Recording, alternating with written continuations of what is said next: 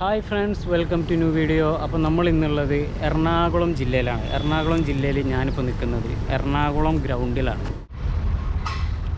അപ്പോൾ എറണാകുളം ഗ്രൗണ്ട്, എറണാകുളത്തപ്പൻ ഗ്രൗണ്ട് എന്നൊക്കെ പറയും. ഇവിടെയാണ് ദർബാർ ഹാൾ ഉള്ളത്. Durbar hall art gallery. പണ്ട് രാജഭരണകാലത്ത് ദർബാറൊക്കെ കൂടിയിരുന്നത് ഇവിടെയാണ്. ഈ നേരെ കാണുന്നത് അമ്പലം.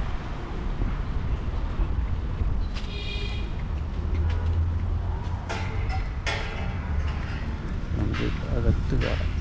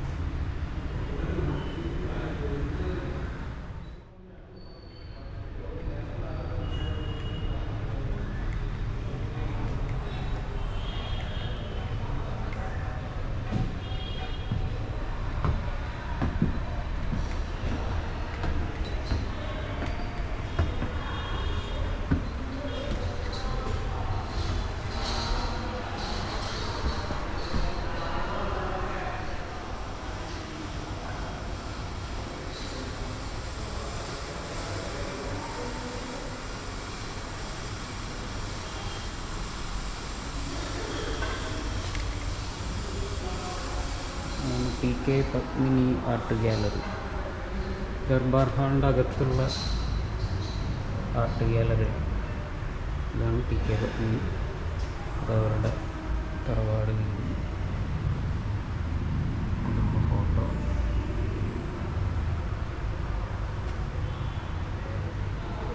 കുറേ പഴയ കയറി വരുമ്പോൾ തന്നെ കുറേ പഴയ ഫോട്ടോസൊക്കെ നമുക്ക്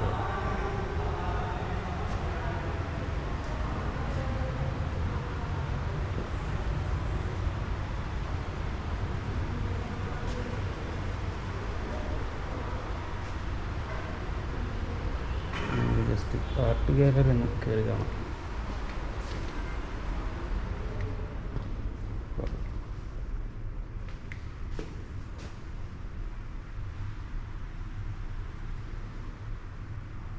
കുറേ ചിത്രങ്ങളും കാര്യങ്ങളൊക്കെ ഉണ്ട്. ആക്ച്വലി ദർബാർ ഹാള് നമുക്ക് റെൻറ്റിനെടുക്കാം. റെൻറ്റിനെടുത്തിട്ട് നമുക്കിവിടെ ചിത്ര പ്രദർശനം കാര്യങ്ങളൊക്കെ നമുക്ക് ചെയ്യാം. 1000 സംതിങ് ആണ് വാടക. നമുക്ക് ഫോട്ടോ പ്രദർശനം, അതേപോലെ ചലച്ചിത്ര എക്സിബിഷൻ, അങ്ങനെ എന്താ വെച്ചാൽ നമുക്ക് ചെയ്യാം. നമുക്ക് കയറി വരുമ്പോൾ തന്നെ അവരുടെ ഒരു സ്കൾപ്ചർ കാണാം.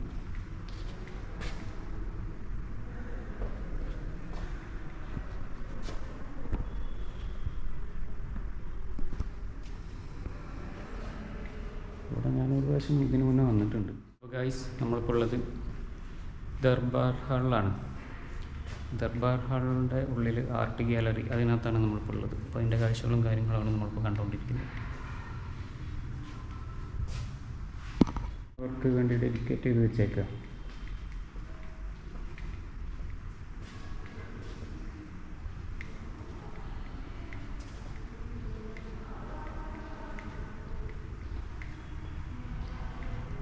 ഇതിൻ്റെ അപ്പുറത്താണ് ദർബാർ ഹാളിൻ്റെ മെയിൻ ഹാള്. ഇതോടെ ലെറ്ററും കാര്യങ്ങളൊക്കെ പഴയ ബുക്സ്.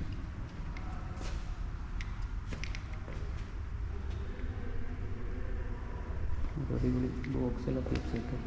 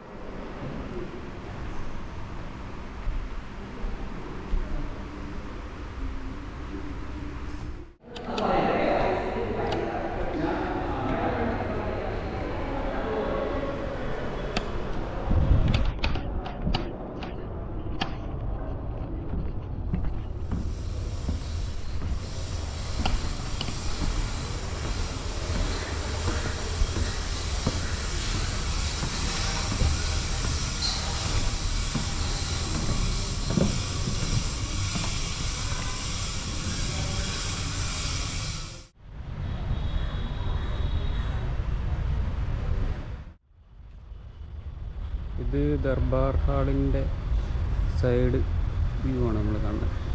ഇവിടെ കഫ്റ്റീരിയ കാര്യങ്ങളൊക്കെ ഉണ്ട്.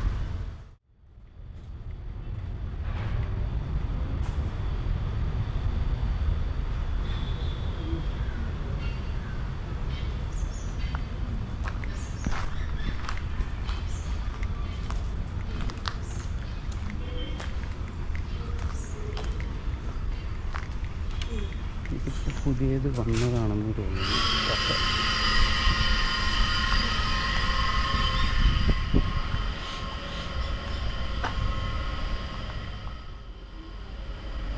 നമുക്ക് ദർബാർ ഹാളിൻ്റെ ബാക്ക് സൈഡ് ഒന്ന് ജസ്റ്റ് പോയി നോക്കാം.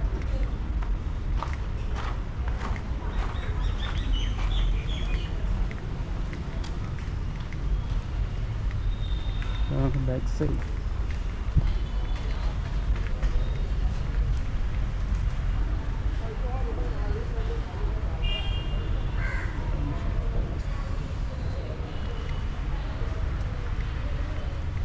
എഴുതിട്ടുള്ള അക്കാഡമിയുടെ ബോർഡൊക്കെ ഉണ്ട്. എന്താ ലൈബ്രറിയാ?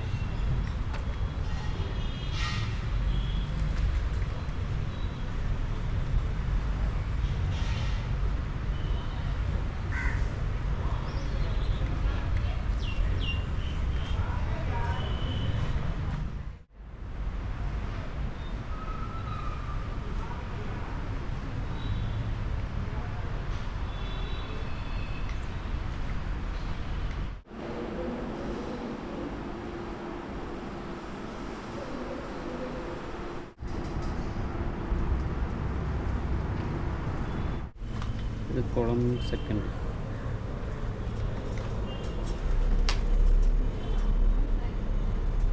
നേരത്തെ വഴിയുണ്ട്.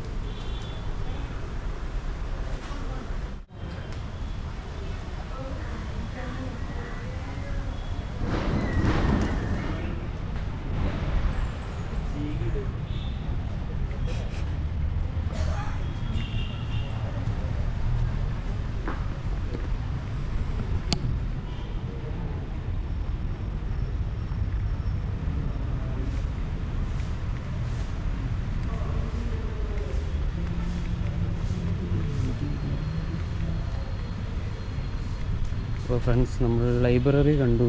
ആ ലൈബ്രറീൻ്റെ അവിടെ ആക്ച്വലി പഴയൊരു ബിൽഡിംഗ് ഉണ്ടായിരുന്നു, ഒരു 4 സെറ്റപ്പ്. അത് പൊളിച്ചിട്ടിപ്പോൾ പുതിയ ബിൽഡിങ് ആക്കിയിട്ടുള്ളത്.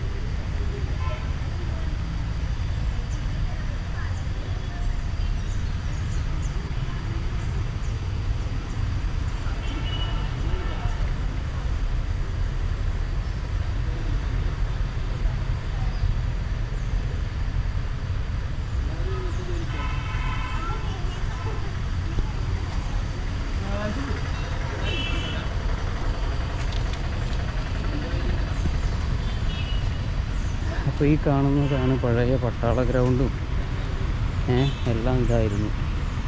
അതായത് രാജഭരണകാലത്തെ കാര്യം ഞാൻ പറഞ്ഞത്. അന്ന് ഇവിടെയാണ് പരേഡും കാര്യങ്ങളൊക്കെ നടന്നിരുന്നത്.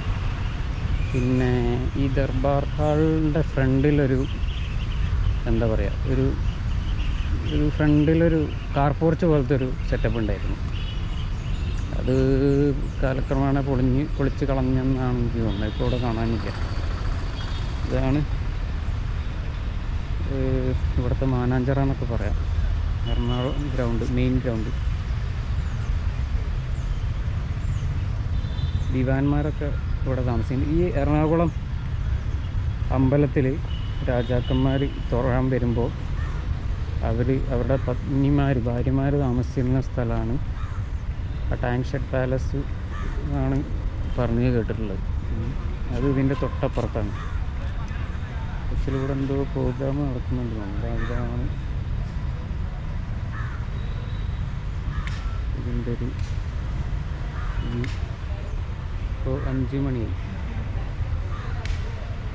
ഞാൻ അവിടുന്ന് മേലെ നിന്നൊരു കുളം കാണിച്ചില്ലേ, അതിൻ്റെ സൈഡിലൊരു പാലസ് പോലത്തെ ഒരു പഴയൊരു ബിൽഡിംഗ് ഉണ്ട്. ജസ്റ്റ് അതൊന്ന് ഞാൻ കാണിച്ചത്.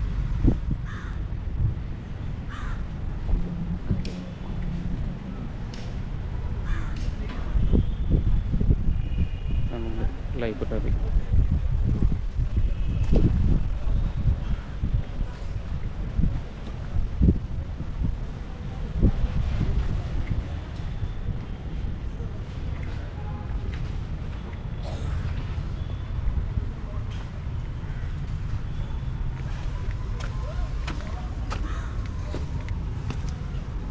കുളം കണ്ടില്ലേ, പഴയ കുളം. അതിൻ്റെ അടുത്തൊരു താമസമില്ലാത്തൊരു ബിൽഡിങ് കാണാം. ആക്ച്വലി അതൊരു പാലസ് ആവാനുള്ള സാധ്യത കാണുന്നുണ്ട്. നമുക്ക് ജസ്റ്റ് ഒന്ന് പോയി നോക്കാം.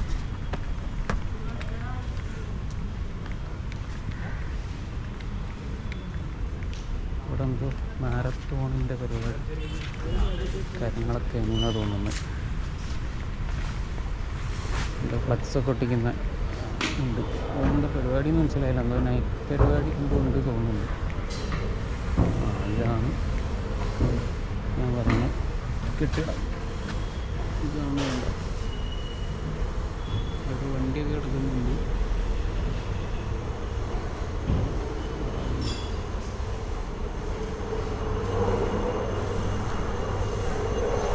നേരെ തിരിച്ചു.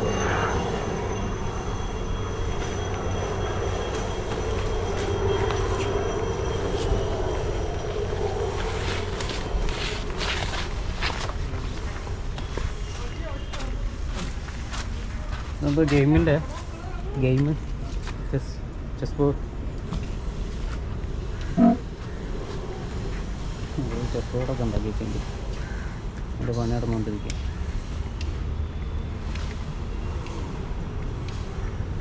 ഓക്കേ, അപ്പോൾ ഫ്രണ്ട്സ്, ഇതാണ് ദർബാർ ഹാളിൻ്റെ കാഴ്ചകളും എറണാകുളം ഗ്രൗണ്ടിൻ്റെ ചരിത്രവും ഒക്കെ പറയുന്നത് ഇതാണ്. അപ്പോൾ നമ്മൾ മൈ ബൈക്ക് എടുത്തിട്ടുള്ള യാത്രയാണ്. അപ്പോൾ കറങ്ങാൻ പറ്റുന്ന സ്ഥലങ്ങളൊക്കെ നമ്മൾ കറങ്ങിയിട്ടുണ്ട്.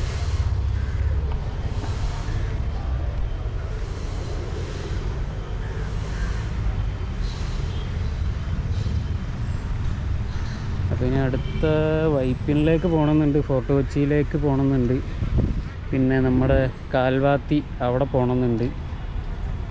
അപ്പോൾ എങ്ങനെയാണെന്ന് നോക്കട്ടെ. നമുക്ക് അങ്ങോട്ട് എത്താൻ പറ്റുകയാണെങ്കിൽ നമ്മളങ്ങോട്ട് പോകും.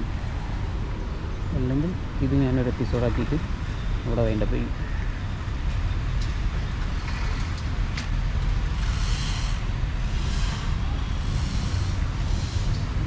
ദർബാർ ഹാൾ, അതായത് കേരള ലളിതകലാ അക്കാദമിയുടെ കീഴിലാണ് ഇപ്പോൾ ഈ ദർബാർ ഹാൾ വരുന്നത്. ഈ നേരെ കാണുന്നത് എറണാകുളം ശിവക്ഷേത്രമാണ്. അതിൻ്റെ അടുത്ത് വിദ്യാഭവൻ, ഭാരതീയ വിദ്യാഭവൻ്റെ ഒരു ബിൽഡിംഗ് ഉണ്ട്. ആ ബിൽഡിങ് ആണ് ആക്ച്വലി പണ്ട് രാജാക്കന്മാരുടെ ഭാര്യമാർ താമസിച്ചിരുന്നത് എന്നാണ് ഞാൻ കേട്ടിട്ടുള്ളത്. അപ്പോൾ അതൊന്ന് നമുക്ക് കാണാൻ പറ്റുമെന്നൊന്ന് ജസ്റ്റ് ഒന്ന് പോയി നോക്കാം. ഈ ദർബാർ ഹാളിൻ്റെ തൊട്ട് ബാക്കിൽ തന്നെയാണ്.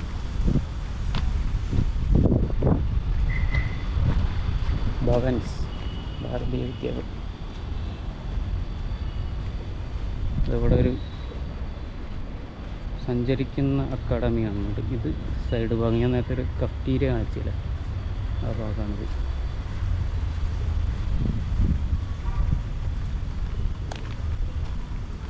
പാൽ മന്ദിർ.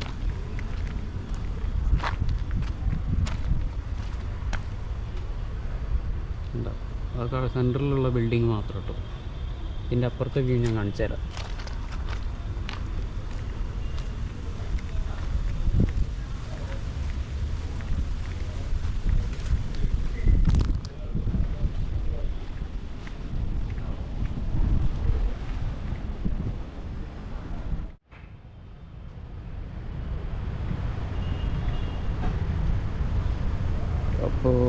ഫ്രണ്ട്സ്, നമ്മൾ ടാങ്ക് ഷെഡ് പാലസ് കാണാൻ വേണ്ടിയിട്ട് ഒരു ശ്രമം നടത്തി.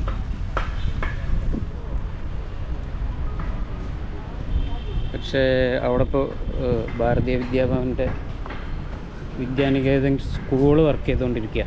വർക്ക് ചെയ്തുകൊണ്ട് അവിടെ ഇപ്പോൾ ക്ലാസ്സൊന്നുമില്ല.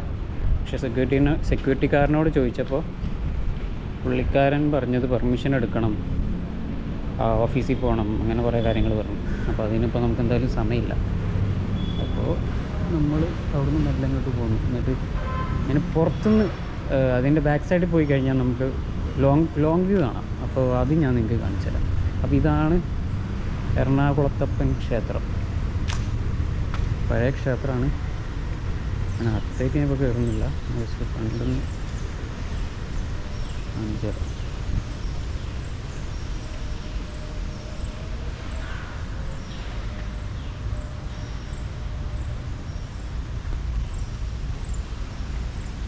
അതിൻ്റെ തൊട്ടടുത്ത് തന്നെ ഒരു ഹനുമാൻ കോവിൽ നമുക്ക് കാണാം.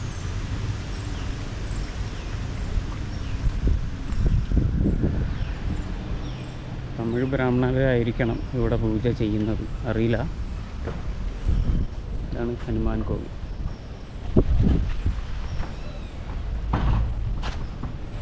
ഇപ്പോൾ ഈ കാണുന്നത് ഇത് കുളക്കടവാണ് കേട്ടോ. കുളക്കടവ് ബിൽഡിങ്ങാണ് നമ്മൾ കാണുന്നത്. ഹനുമാൻ കോവിലിൻ്റെ തൊട്ടടുത്ത് തന്നെയാണ് കുളക്കടവ്. ഞാൻ ഇനി കാണിച്ചു തരാം.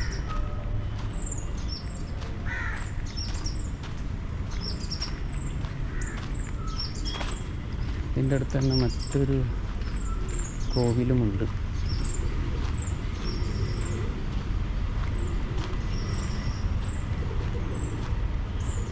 ഇതാണ് എറണാകുളത്തപ്പൻ ക്ഷേത്രം.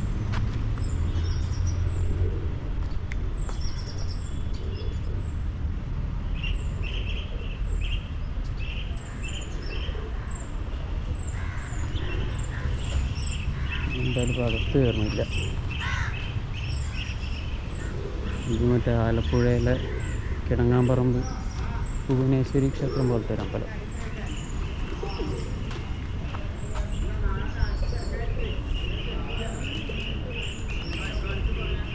റിനോവേഷൻ വർക്ക് നടന്നുകൊണ്ടിരിക്കുക തോന്നുന്നുണ്ട്. ഇനി ഞാൻ വേണ്ടി ടാങ്ക് ഷെഡ് പാലസ് കാണിച്ചു തരാം.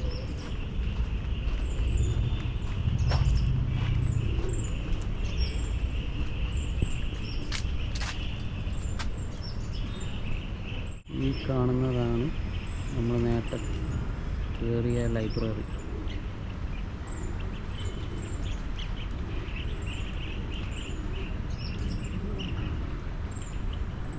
നമ്മൾ ആദ്യം ഒരു ബിഷപ്പ് ഹൗസ് കണ്ടു.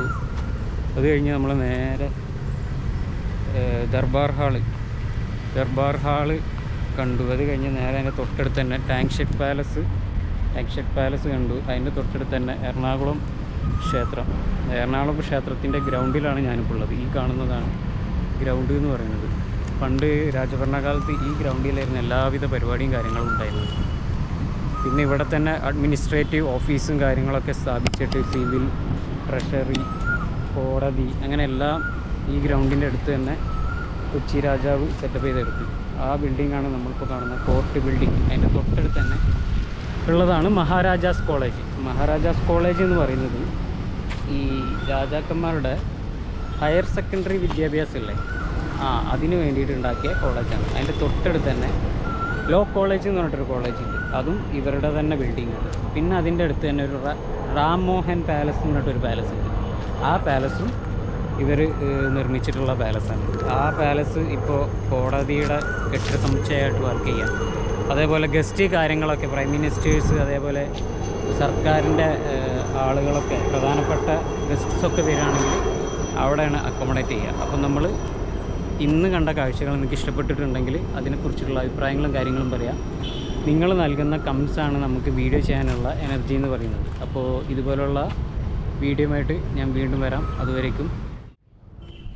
പിന്നൊരു കാര്യം കൂടെ, എറണാകുളത്ത് കറങ്ങാൻ ആഗ്രഹിക്കുന്ന ആൾക്കാർ, ലോ ബഡ്ജറ്റിൽ ട്രാവൽ ചെയ്യാൻ ആഗ്രഹിക്കുന്ന ആൾക്കാർ ഈ ഒരു കാര്യം നോട്ട് ചെയ്ത് വെച്ചു. അതായത് കൊച്ചി മെട്രോൻ്റെ തന്നെ മൈ ബൈക്ക് എന്ന് പറഞ്ഞിട്ടുള്ള ഒരു ആപ്പ് ഉണ്ട്. അതുവഴി നമ്മൾ ആ ആപ്പ് ആ ആപ്പിലൂടെ നമ്മൾ സൈക്കിൾ എടുക്കുകയാണെങ്കിൽ നമുക്ക് ഇവിടെ വൺ ഡേ ഒക്കെ സിമ്പിളായിട്ട് കുറഞ്ഞ ചിലവിൽ നമുക്ക് ട്രാവൽ ചെയ്ത് എക്സ്പ്ലോർ ചെയ്യാൻ പറ്റും.